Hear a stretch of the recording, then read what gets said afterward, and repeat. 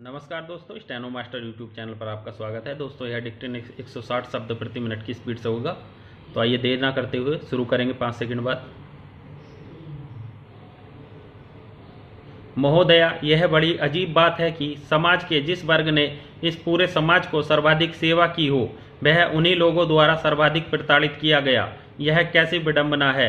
जब सदियों से पीड़ित और शोषित दलितों ने अन्याय, अभाव और अज्ञान के खिलाफ संघर्ष किया, उसे मुक्ति पाने का प्रयास किया, तब उन लोगों को कठिनाई हुई जिनके निजी स्वार्थ पर चोट पहुंचती थी या जो सदियों से उनका शोषण कर रहे थे। यही कारण है कि हिंदुस्तान में जहां भी दलित वर्ग के लोगों ने आत्मसम्मान के लिए आगे कदम बढ़ाने की कोशिश की, उनको अपमानित होना पड़ा, प्रताड़ित होना पड़ा। अतीत में जो भी घटनाएं घटी हैं वे सब निंदनीय हैं, लेकिन उनका सहारा लेकर जो कुम्हेर में हुआ, उसके लिए प्रशासन को या राज्य सरकार को दोषी न ठहराया जाए, यह बिल्कुल तर्कसंगत नहीं है। महोदया, नारायणपुर की एक घटना ने झकझोरा है। हालांकि यह एक छोटी घटना है, लेकिन अगर एक व्यक्ति की भी जान जाती है तो बदकिस्मती होती है। इसलिए मैं छोटी घटना नहीं कहूँगा। उसमें उत्तर प्रदेश की सरकार को बर्खास्त कर दिया गया। महोदया, अभी कुछ वर्ष पहले इजराइल के सैनिकों ने लेबनान में PLO शरणार्थियों के 2 कैंपों में महिलाओं और बच्चों पर जब आक्रमण किया तो इजराइल के यहूदियों ने राजधानी तेल अवीव में प्रदर्शन करके प्रधानमंत्री को मजबूर कर दिया कि रक्षा मंत्री त्यागपत्र दें। उनका तर्क था कि अगर हम आज निहत्थे लोगों की हत्याएं कर रहे हैं तो हम में और हिटलर में क्या फर्क था जो यहूदियों की हत्या कर रहा था। इसलिए मैं माननीय गृह मंत्री जी से यह कहना चाहूँगी कि जो यह बयान दिया गया है, यह राजस्थान सरकार का बनाया हुआ बयान है। और मैं कई दिनों से देख रहा हूं कि चाहे अयोध्या का प्रश्न हो, चाहे राजस्थान का प्रश्न हो, चाहे कोई प्रश्न हो, केंद्र की सरकार अपनी एजेंसीज का, अपने विवेक का कहीं इस्तेमाल नहीं कर रही है। जो दोषी हैं, जिनको दंडित होना चाहिए, जिनको सत्ता से हटाया जाना चाहिए, अगर उन्हीं की रिपोर्ट पर आप बयान करेंगे तो केंद्र की सरकार का औचित्य क्या है। इनकी जो एजेंसीज हैं उनका क्या औचित्य है। 1 तारीख से 6 तारीख तक घटनाएं बढ़ती रहें, लोगों के घरों को जला दिया जाए, सैकड़ों लोग बेघरवार हो जाएं और इसके बाद भी किसी अधिकारी के खिलाफ कार्यवाही न हो, किसी अधिकारी को जेल न भेजा जाए, किसी के खिलाफ कोई कार्यवाही नहीं की गई। महोदया, यह एक ऐसा प्रश्न है जिस पर बड़ी लंबी बहस हो सकती है। इतना दर्दनाक यह मामला है कि आदमी जब भावुक हो जाता है और जब रोका जाता है तो भाई अजीत जोगी की तरह कभी कभी ऐसा होता है कि अध्यक्ष को अच्छा नहीं लगता है। इसलिए मैं कुछ नहीं कहना चाहता हूँ, सिर्फ यह कहना चाहता हूँ कि केंद्र सरकार अपने विवेक का इस्तेमाल करे। महोदया, इस रिपोर्ट को जो प्रत्यक्षतः यह दर्शाती है कि यह सब गलत है, बिल्कुल पूरी तरह से असत्य है। सारे तथ्यों को छिपाया गया है। एक जाटवों को आक्रामक साबित करने की कोशिश की गई है, जो पूरी तरह से गलत है, असत्य है। इसलिए इस विवरण को पूरी तरह से नकार कर केंद्र सरकार अपनी एजेंसी से रिपोर्ट मंगाए, उसके बाद उसके आधार पर दोषी लोगों के खिलाफ कार्यवाही करे और आवश्यकता पड़े तो राजस्थान की सरकार को बर्खास्त कर दिया जाए, क्योंकि इससे ज़्यादा ठोस आधार और कोई हो ही नहीं सकता किसी राज्य सरकार को बर्खास्त करने के लिए। महोदया, यह जो माननीय गृह मंत्री जी ने वक्तव्य दिया है और उसमें उन्होंने यह बहुत साफ लिखा है कि राज्य सरकार ने जो रिपोर्ट भेजी है उसके अनुसार तथ्य इस प्रकार हैं।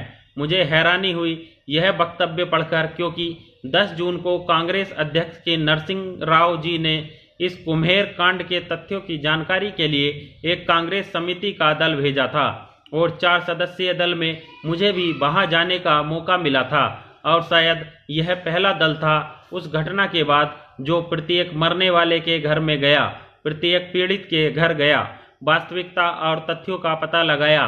न सिर्फ उन लोगों से बल्कि उस समय जो वहां उच्च स्तरीय प्रशासनिक अधिकारी मौजूद थे उन लोगों से भी बातें की जो उन्होंने उस समय हमको बताई थी 10 जून को। आज भी इस वक्तव्य में ऐसी बात है जो कहीं कहीं मेल नहीं खाती। मुझे हैरानी होती है कि इतना बड़ा झूठ भी कोई सरकार सिर्फ अपनी छवि बचाने के लिए या अपने आप को बचाने के लिए बोल सकती है। यह पढ़कर मुझे हैरानी होती है महोदया। इसके अंदर घटना जो 1 जून से शुरू की गई है और 7 जून तक लिखी गई है। 1 जून की घटना के बारे में यहाँ लिखा है कि सिनेमा हॉल के अंदर जाटव समुदाय और जाट समुदाय के लोगों के बीच हाथापाई हुई, क्योंकि जाटव समुदाय के कुछ लड़कों ने बिना टिकट के सिनेमा हॉल में घुसने का प्रयास किया। महोदया, यह तथ्यों से बिल्कुल परे है। जैसा माननीय सदस्य श्री अजीत जोगी कह रहे थे, वह सही है कि वह जाटव टिकट लेकर के सिनेमा हॉल गए, लेकिन उनको कुर्सी पर नहीं बैठने दिया, उनको नीचे बैठने के लिए बाध्य किया गया। इस बात पर वहां तकरार हुई और सिर्फ तकरार हुई, कोई बहुत बड़ा झगड़ा नहीं हुआ। लेकिन इसमें लिखा है कि उसके बाद भी 300 से 400 जाटव लड़कों ने सिनेमा हॉल पर तथाकथित पथराव किया। मैं आपके माध्यम से माननीय गृह मंत्री जी से जानना चाहता हूं और वह सरकार से पूछे कि जब 300 से 400 जाटव लड़के वहां इकट्ठा हुए और उन्होंने पथराव किया तो क्या उन्होंने कार्यवाही की? महोदय, ऐसे ही आज के समाज पर अंग्रेजी भाषा का भूत सवार हो रहा है और अंग्रेजी भाषा को कुछ आडंबरी लोग बोलकर अपने आप को बहुत बड़ा विद्वान साबित करना चाहते हैं।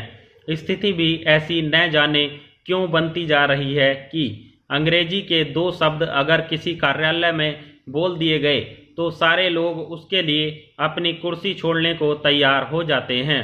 हिंदी में कुछ बोलने से आधुनिक लोगों के अनुसार बची खुची शान चली जाती है। मैं कहता हूं कि अंग्रेजी के जो गुलाम हैं उन्हें इस देश में रहने का कोई अधिकार नहीं है। देश का 80% जन समुदाय भारतीय संस्कृति से जुड़ा है, जिसकी भाषा हिंदी है। विश्व में भी हिंदी के प्रति आकर्षण बढ़ रहा है। उनके विश्वविद्यालयों में छात्र छात्राएं हिंदी में अपना शोध कर रहे हैं और हमारे देश का हाल कुछ लोगों के कारण भयावह बन गया है कि आने वाली पीढ़ी हिंदी के नाम पर प्रश्न चिन्ह लगाएगी।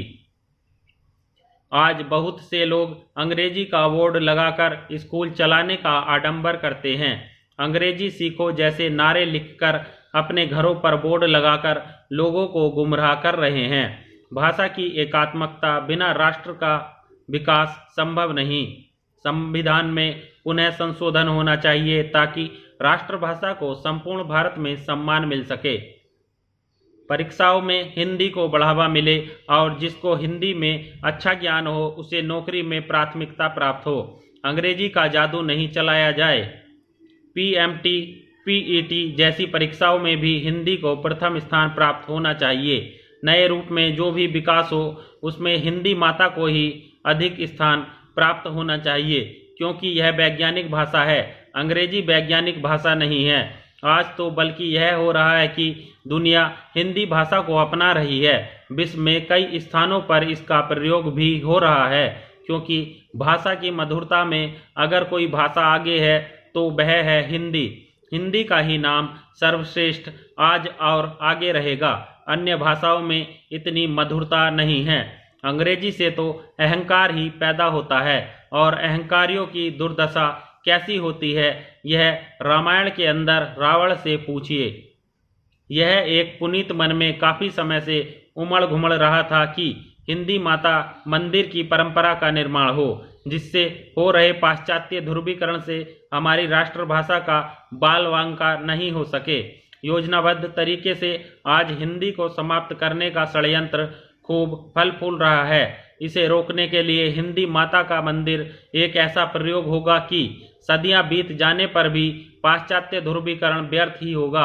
आप सबको मिलकर इस परंपरा में आगे जाना चाहिए और आप भी हिंदी माता मंदिर के निर्माण में सहयोगी बने, ताकि देश में अपनी राष्ट्रभाषा की संस्कृति कभी समाप्त न हो सके। यह प्रयोग अवश्य किया जाएगा। विराम। दोस्तों, डिक्टेशन का बार बार अभ्यास कीजिएगा और एक बार में नहीं, 2 बार 3 बार कम से कम 4 बार एक डिक्टेशन को लिखा कीजिए, जिससे आपको अगली डिक्टेशन लिखने में या नई डिक्टेशन लिखने में आपको आसानी रहेगी। तो बार बार अभ्यास, रेगुलर अभ्यास करते रहिए और जुड़े रहिए चैनल के साथ। वीडियो अगर पसंद आती है तो वीडियो को लाइक और चैनल को सब्सक्राइब करना ना भूलें। चलिए जल्दी ही मिलेंगे अगली वीडियो के साथ, तब तक के लिए जय हिंद जय भारत।